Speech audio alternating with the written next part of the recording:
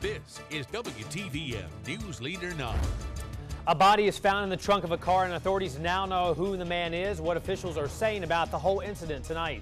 Plus, heroin deaths are on the rise in the state of Georgia. Find out what's sparking the uptick in this drug and what officials say heroin users are using less of. And in Alabama, officials unite to remember the men and women who have died in the line of duty. Straight ahead, we tell you who from our area was honored earlier today. Good Friday evening. Thanks so much for joining us for News Leader 9 at 5. I'm Jason Dennis. Barbara is off today. Georgia officials have positively identified the body of a man found in the trunk of a car as that of a missing Auburn man. 25-year-old Tyshun McCray has been missing since last Thursday. Officials say he was shot to death. But the Pontiac Grand Prix that McCray was last seen in was found in the parking lot of an abandoned shopping center on Wednesday in Clayton County, Georgia. The Clayton County Police Department says it's working with Auburn police to find a person of interest now. Happening now, if you're headed towards Airport Thruway, you may want to take another route. Traffic right now is backed up in the westbound lanes following a car accident. Again, Airport Thruway. Our photographer on the scene says a car is flipped over just about a block from Walmart. It happened just before 4 o'clock this afternoon. Right now, officers are redirecting traffic. We'll bring you more information as it becomes available. Deaths from heroin use have increased dramatically in the last couple of years. The problem has made its way down south and all across the country. News Leader 9's Brittany Dion spoke with state and local officials about this growing problem. Some may think of heroin as a big city drug or something you see up north, but state and local officials say the dangerous and lethal drug has made its way down south and use is on the rise. There's a lot of heroin in Georgia and it's cheap. Georgia Bureau of Investigation's Chemistry Unit Assistant Manager Deneen Kilcree says since 2011, heroin deaths have increased by 300%. In 2011, we saw 276 cases that were heroin cases. In 2014, we're at 863. This is the area where samples of drugs and specimens are submitted to the GBI. Kilcree says recently some lockers have been more full than others. At the same time this trend has happened, another trend has gone on. We've seen a 20% decrease of our prescription opiate cases, which means to us we're having an increase of one and a decrease of another of the same type of drug. According to justice.gov, Columbus is one of 4 major cities in Georgia where heroin is readily available. Captain Gil Sluchik of CPD Special Operations Unit says the increase in heroin use is due to a nationwide crackdown on prescription pills. In my 4 years, I saw it one time until recently. And then here recently, officers are finding it on traffic stops. Sluchik says just like with any illicit drug, the risk of overdose increases because the ingredients aren't regulated. There's no quality control. You don't know how it's being mixed, so you don't know if you're going to get a stronger dose than you got last time. We've seen an increase in overdoses here in Columbus also. I spoke with Muskogee County Coroner Buddy Bryan, who says we've had several heroin overdose in Columbus, but no deaths. He says he still has a few cases pending GBI testing. In Columbus, Brittany Dion, WTVM News Leader 9.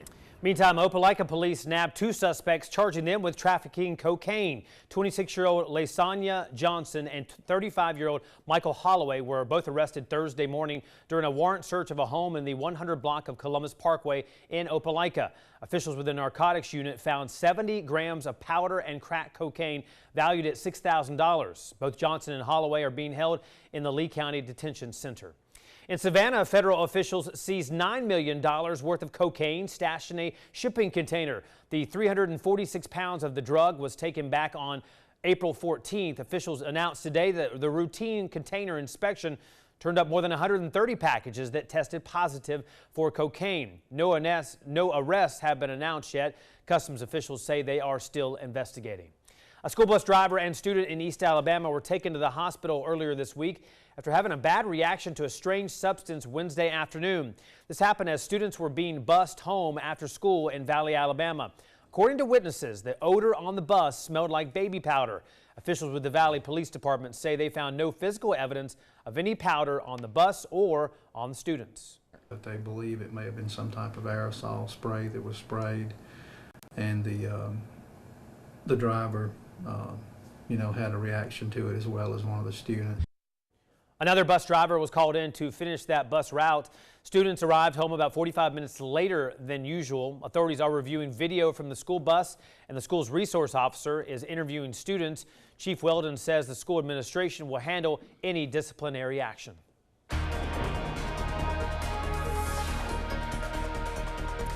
And our streak of hot and dry weather coming to an end out there. As we check out the radar network over the past few hours, we find showers and thunderstorms rumbling through parts of the valley, parts of Auburn and Opelika getting some rain earlier today. Those storms are now pushing through parts of eastern Chambers County. If you live in Lynette Valley or West Point, the rain knocking on your door. Already I've seen some showers today up in Troup County as well. Nothing severe here, just some thunder and lightning, some gusty winds, and some heavy rain at times. Now, looking back to the west, there's still some more showers and more storms as well, so we can't take rain out of the forecast tonight. As expected, the best chances have been in East Alabama, but we could see a shower or storm just about anywhere out there here for the next couple of hours. So bring the rain gear with you wherever you're heading just in case. Temperatures stay warm and it will stay humid out there for you too. And don't forget about Weather Radio Wednesday. Next week, we're back in Columbus at the Walgreens off of Winton Road. So come on out and see us from 11 a.m. to 6:30 p.m. Eastern Time as we're out there programming Weather Radios. We'll be back with a check of your Mother's Day weekend weather in just a bit, Jason.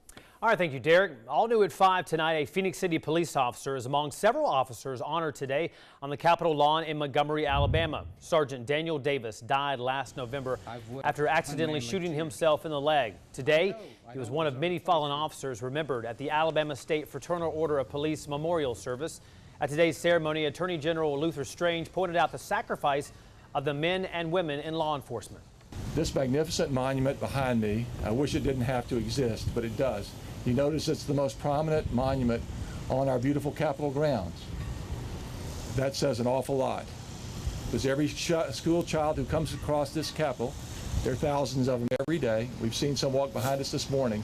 They see this monument, and I think it brings home to them in a very poignant and meaningful way the sacrifice that our men and women in law enforcement make for us every day. Well said. And Governor Robert Bentley was also among the many officials to speak at today's ceremony.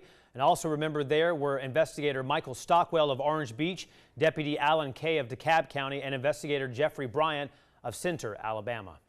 It's that time of year. The 18th annual Chambers County Sheriff's Rodeo is coming to town just in time to celebrate Mother's Day while raising much needed funds for the Sheriff's Office. Newsletter 9's Elizabeth White joins us live from our East Alabama newsroom. And Elizabeth, Sheriff Sid Lockhart kicked off the festivities a little different this year, we understand. It was a lot different, and you know what? It was the best yet as far as I'm concerned. Sheriff Lockhart serves on the board at Valley Haven. That's a special needs school in Chambers County, and he says it is one of the most rewarding things he does. So this year, they kicked off the rodeo by inviting 500 special needs children, adults, and their families from all over the state to the rodeo grounds for a day of fun.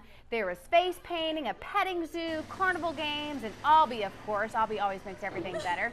Then the sheriff's office served up some 1,000 free hot dog plates as families watched bull riders and cowboys in the ring. Sheriff Lockhart says his deputies who put on the rodeo with the help from a lot of volunteers have just as much fun as the spectators. Very stressful job being a law enforcement officer. Very stressful on them, and it gives them a chance to get out and unwind and just mix and mingle with people. Good one. Rodeo weekend continues tonight and tomorrow night. Tickets are $12 for adults, $7 for kids with 3 and under, getting in for free. All of this money goes back into the sheriff's office to purchase equipment like bulletproof vests, very important to have. And these funds also provide additional training for deputies like a canine officer. Actually, they're also getting a new drug dog as well. I'm told Kenny Buttram, he's an X Games and motocross champion, will be performing tonight and tomorrow as well, alongside, of course, the bull riders, the barrel racers, and those ropers. So come on out, have a good time with your family while supporting the Chambers County Sheriff's Office. Reporting in East Alabama, Elizabeth White, WTVM News Leader 9. Sounds like a fun event. Thank you very much, Elizabeth.